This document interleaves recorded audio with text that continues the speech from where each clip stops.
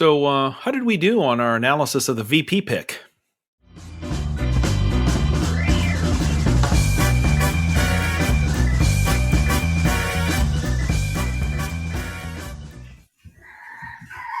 Not well. Let's get right into it. Welcome to the other pod, Talking to Todd production. Failure's still an option. Hey, Todd. Hey, how you doing? Pretty good. About same as I was 10 minutes ago. We're doing the other pod because Yes. There was a VP pick today. It is Tuesday, August 6th. Holy cow. Yes.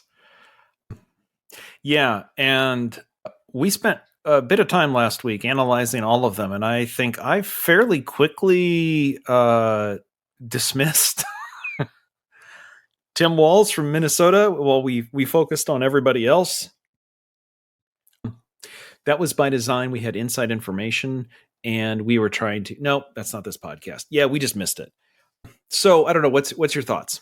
Well, the good news, we don't typically do feedback, follow-up, and updates on this pod. Yes. But feedback from Amy, well, at least they didn't pick Andy Bashir, because now we don't have to listen to Todd mispronounce his name for the next 4 months.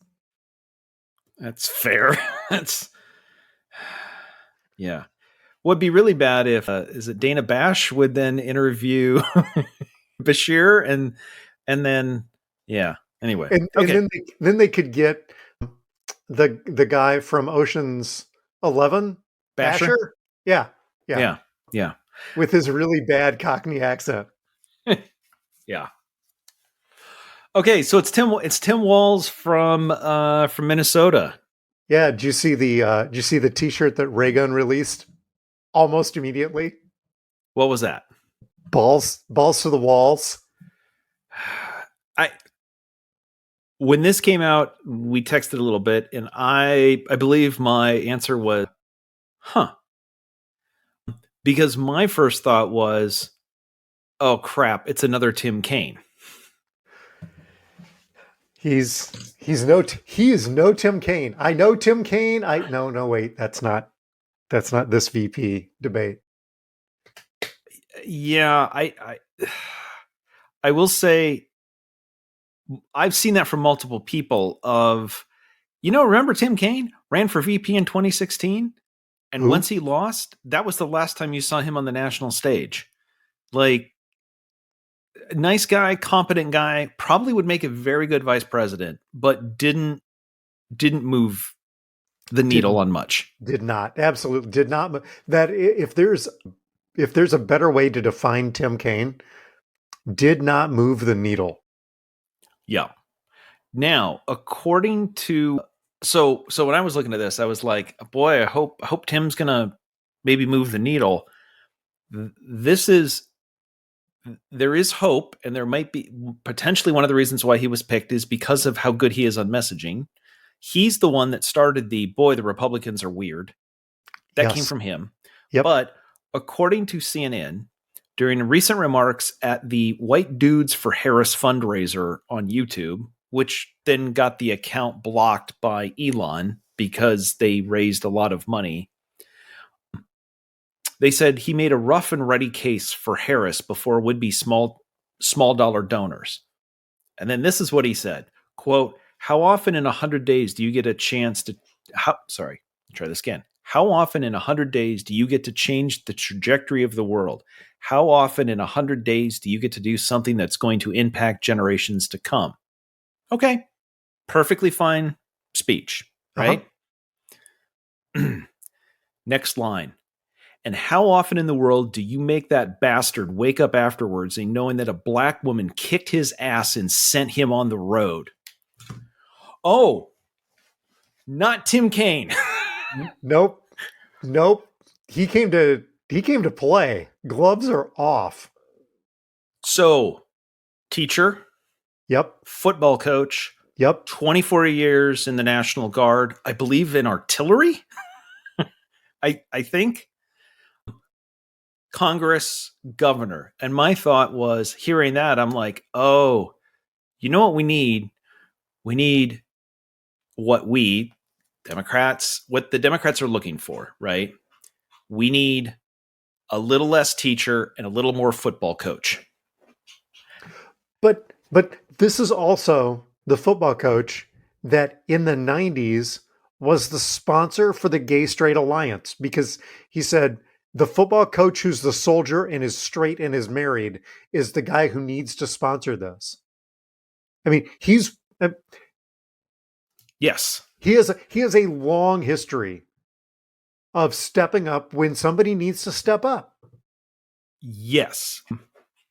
Do you read Tegan Goddard at the Political Wire? No.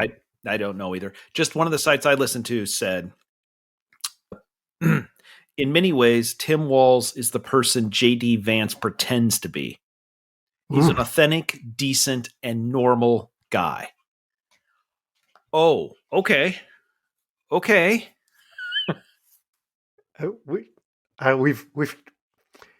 We've talked on the other pod about people that look older than they are. Yes.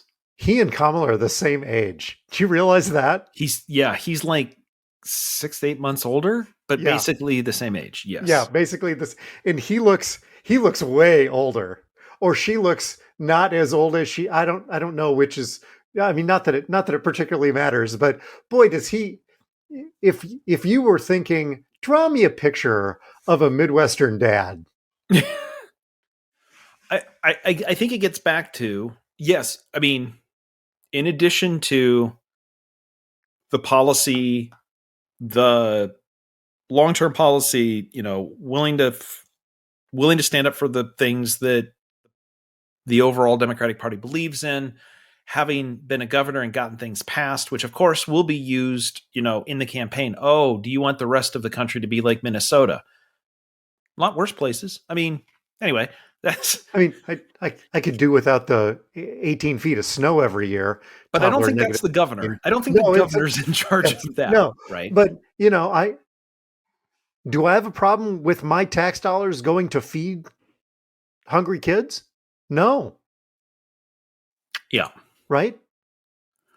But I think this has been my whole point, or my whole thought the entire time, right? Was it didn't feel like Biden was fighting. Yes. He wasn't. He was doing his thing, but he wasn't putting up a fight. And Harris has energized the party, the base, and expanded the base because she's ready to have the fight. But it's not the fight for the it's not picking a fight for the wrong reasons. It's not the fight just to have the fight. It's the fight to say what the other candidate represents is 100% wrong, and we're willing to fight for the things that we know are right. She's willing to step up, and I think that's what they need out of the VP candidate. And apparently, as you start looking at this stuff, it's like, is he willing to fight? Oh, I think actually, yes, I believe he is, because if it really matters as much as they say it matters and as much as we believe it matters, then put up with the fight. Well, and in the reading that I have done in the last, 6 hours. Crap. Who is Tim Walz? Wait, what? Right? Yeah. I mean, he has personal experience that resonates with people. I mean, we didn't talk about this last week because we didn't talk about Tim last week. Yeah. But like you said, National Guard.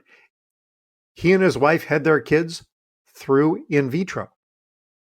They have personal experience with something that people would like to. There are people that would like to take away or don't care if it is taken away. Yeah. Right. He also, and good, bad, or indifferent. He had a DWI in 1995. Okay. And no longer drinks. There are a lot of people in this country that also had that experience. I mean, when we say, he is people, he's a football coach. He served. He has gone through what everybody else has gone through. Yeah. He's not, Yeah. So now, it's interesting okay, let's see what happens here. I think I saw a Politico story, and again, I don't necessarily trust Politico the way I used to once they got sold. That was what I learned last week. I'm like, what? Oh, They're owned by an East German company? Sorry. I mean, Well, a right-wing German company. a right-wing German company. Not an East German company, but that made never mind. Anyway, sorry. Yeah. I digress. It did say in the report, because everybody wants the story about how did it go down? How did the conversations go? Like, how did we get to this point? And in the story today, they said that Shapiro, who was another finalist, avoided the green room circuit. So he wasn't on all of the Sunday talk shows right out there. And he touted Harris and his own record at a series of events.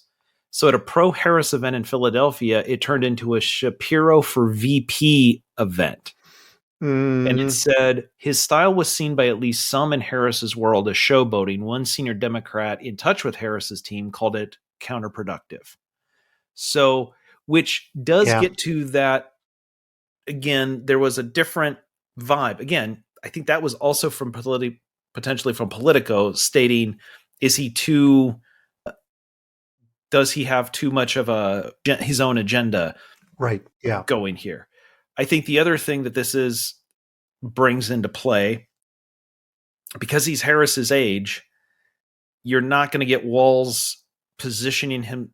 Walz is not positioning to become president in 4 or 8 years, assuming that elections are won. Right. Yeah. Right. I mean, maybe, but then we're back to 72. He seemed old when he got elected. What? Right. Can you name the other 2 vice presidents that came from Minnesota? Yep. Dome guy, Hubert H. Humphrey, and Mondale. And Mondale. Very good. Yes. Yep. Yeah. Yep. Okay. So, the other thing that you and I have talked about, moving on here. Yeah. You and I talked about this offline, and I thought it was really interesting. We've talked about how to wage this campaign. Yes.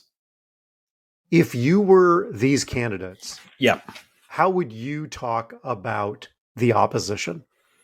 So, if I was in charge of messaging for the DNC or for Harris's campaign, I would, especially this campaign, because I think there's a lot of voters who are being repelled by Trump.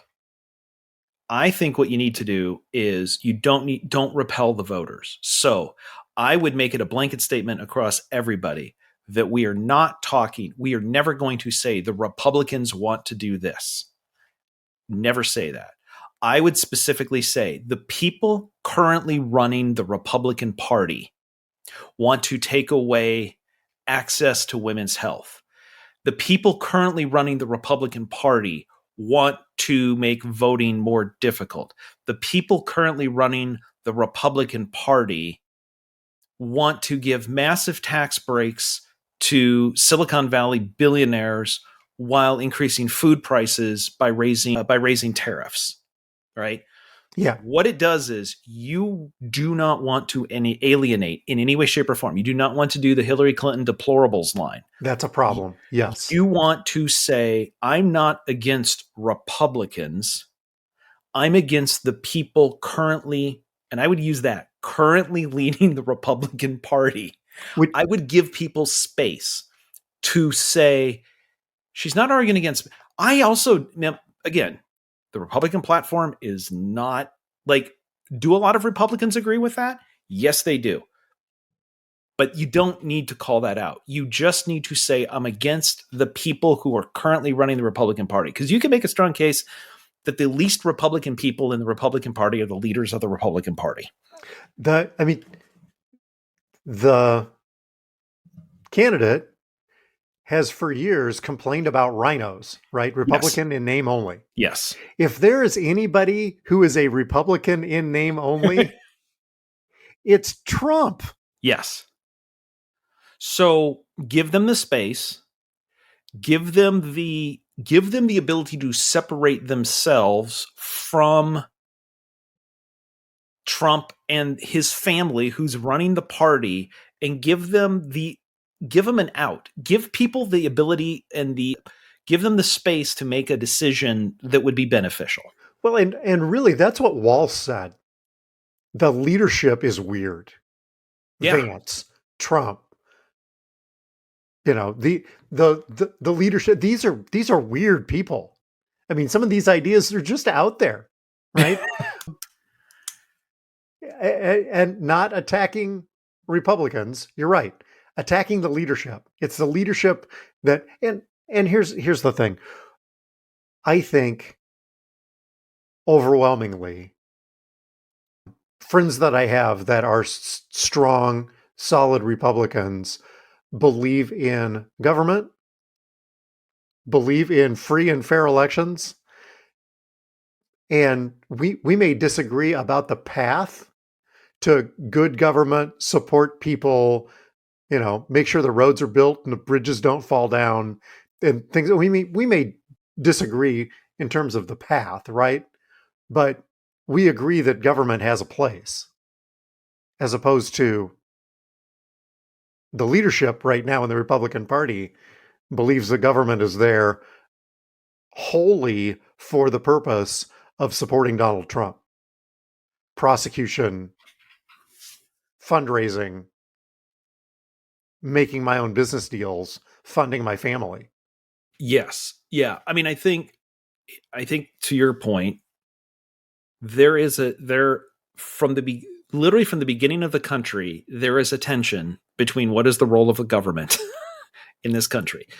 It is between the federal level and the state level, and also just in general, the role of the state. That is a tension that we have. It is, I would say that tension of the two things that have defined, from a political standpoint, that have defined politics, have shaped more than anything the politics in this country. There are two things that, if you go back to the beginning, have done that. One is the proper role of government, which you could see in the Federalist Papers. This is what the Fed should do or whatever, right? They were debating that before there was a constitution. The second one, of course, really is slavery, right? Like that has also had massive impact. But if you take the first one, there's always been a tension for almost 250 years. The tension is good. It is good that there is a balance between, hey, government can solve these problems on one side, and other people saying, I don't know that government is the best way to solve those problems. That conversation continually happening over years, over decades, over 250 years. Yeah, sometimes we swing too far one direction or the other. That is a healthy conversation to continue to have. But that's within a box, versus the people over here want to destroy the country because they want to have nice roads. Wait, what? Like, that's not a thing. And so, yes, if you can bring this back together and say there is some common ground here, don't have to agree on everything. And as a matter of fact, it's great that we don't agree on everything. But part of this conversation has gone in a really weird place, right? I think the other piece, and I've thought about this. Sorry, we haven't talked about this one. The other one, given that Harris and now Walz are willing to say the things that need to be said, which is... You've been campaigning for that for a long time, my friend. I just call it out, right? I mean, at this point, that's great. The whole, I mean, again, I would be calling out, if I was Harris, again, I would be calling out, he's calling me Lion Kamala Harris. That's all he's got. Like, that's so tired. That's so 2015. He can't even come up with a new one. Isn't that sad? And I bet, guess what? He went after my race. Oh, it's like he's playing the greatest hits because he can't write any new songs. And call it all out. You know what he'd started yesterday? Misspelling her name in his posts. Yes. Intentionally misspelling her name. Yeah. What are My you, thought, 3? again, call that out. But the other one I would call out, and I would love to see her team basically say, and let's be really clear, right? Here's what we've seen from him, because he's doing the same things over and over again, right? The messaging, again, take the messaging not against Republicans, against him and his family. Keep it on him, but then point out, everybody knows when he starts spouting this stuff, it's projecting. He's talking about himself. So when he says we're a threat to democracy, he's talking about himself. When he says that, like, when he says that we're extremists, he's talking about himself.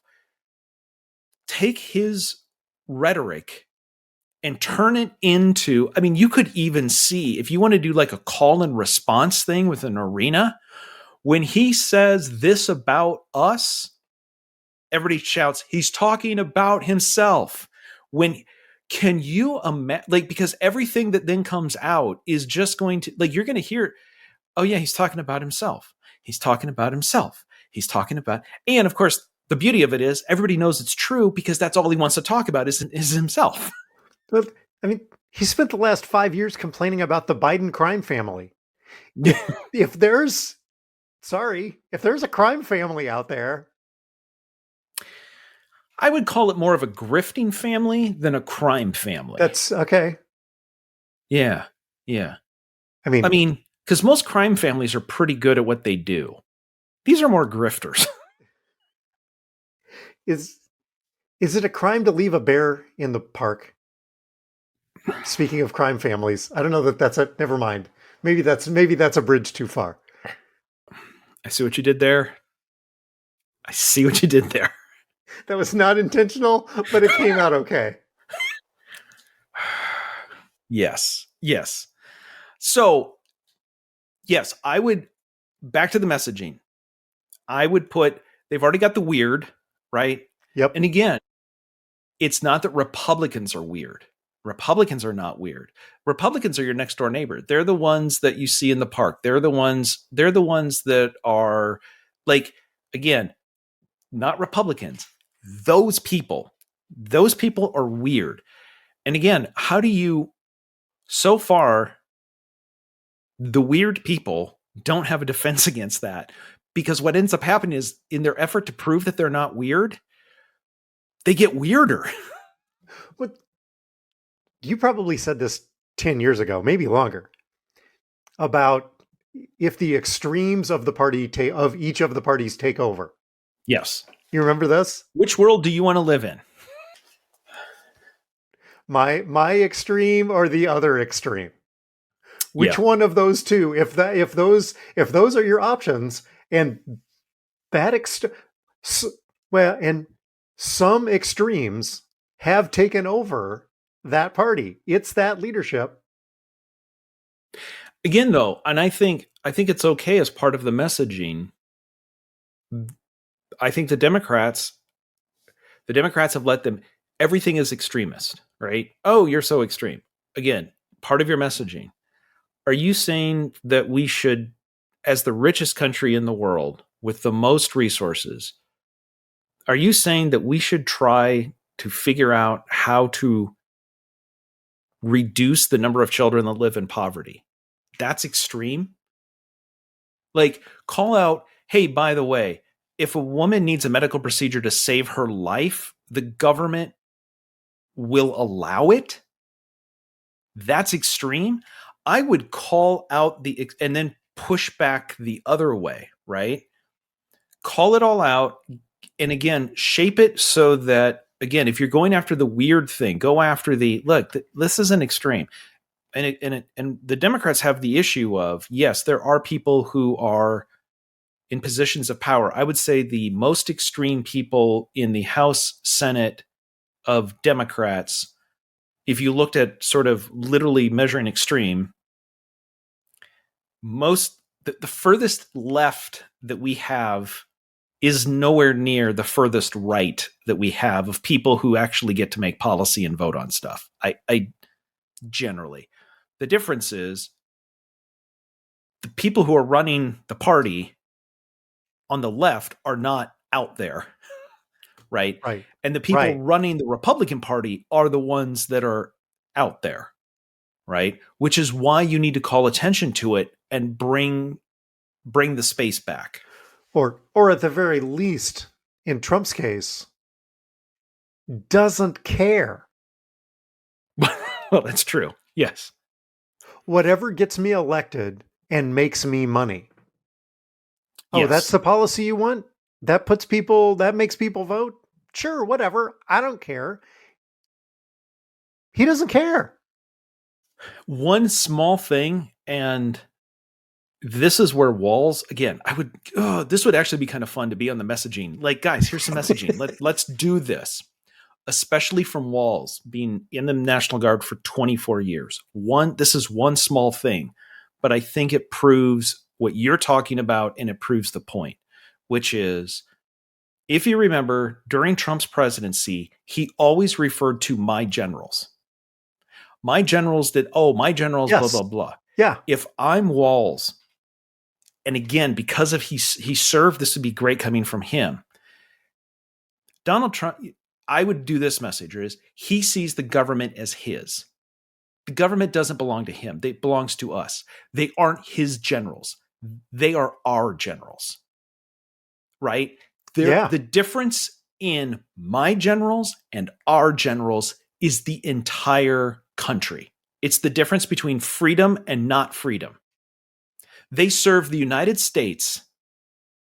They take an oath to the United States, not an oath to the president, although they kind of do from a commander-in-chief thing. We can work on that. We'll workshop that. I'm working on this. But to your point, I think that gets to how do you see the government? As it's your thing to plunder or your privilege to lead? I took a job, and it was a temp job at that. Okay. I don't know. I will say at this point, I know we're wrapping up. I will say at this point, this morning I said Walz. I went, are we going down the same road as before? Spent a little bit of time looking, spend some more time. I'm actually, just from the quote that I read earlier, I'm like, oh, okay. Yeah, now I'm interested in seeing what else he's got. So I am feeling better at the end of the day than I did at the beginning of the day. And I'm sure everybody's really concerned about how Todd feels about all of this. So anyway, that's where we are today. And we have hit our time in the immortal words of Chuck Todd. We will leave it there. The Other Pod is a Talking to Todd production. Our theme music is still by Kevin MacLeod. Thanks to everybody who listens. Please send your feedback on this episode and every episode to feedback@talkingtotodd.com.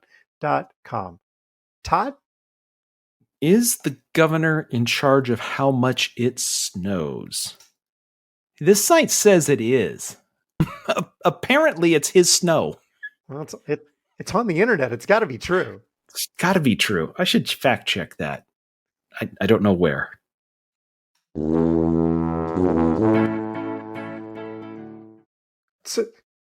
Not that one. No, not that one. Wrong theme. Hosh.